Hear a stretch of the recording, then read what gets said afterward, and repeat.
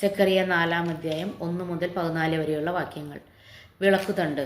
എന്നോട് സംസാരിച്ച ദൂതൻ വീണ്ടും വന്ന് എന്നെ ഉറക്കത്തിൽ നിന്നെന്ന പോലെ ഉണർത്തി ചോദിച്ചു, നീ എന്ത് കാണുന്നു? ഞാൻ പറഞ്ഞു, പൊന്നുകൊണ്ടുള്ളൊരു വിളക്കുതണ്ടിൻ്റെ മുകളിൽ ഒരു കോപ്പായും അതിൽ 7 ദീപങ്ങളും, ഓരോന്നിനു മുകളിൽ 7 ദലങ്ങൾ, കോപ്പയുടെ വലത്തും ഇടത്തും ഓരോ ഒലിവ് വൃക്ഷം.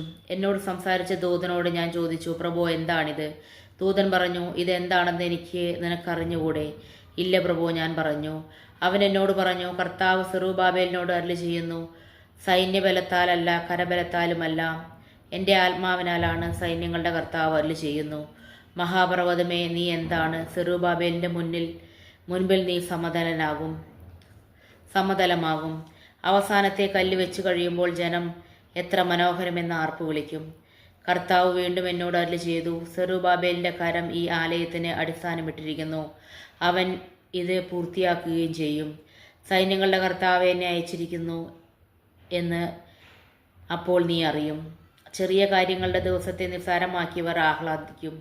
സെറുബ്ബാബേലിൻ്റെ കയ്യിലെ തൂക്കുകട്ട അവർ കാണും. ഈ 7 ഭൂമി മുഴുവൻ പരിശോധിക്കുന്ന കർത്താവിൻ്റെ 7 കണ്ണുകളാണ്.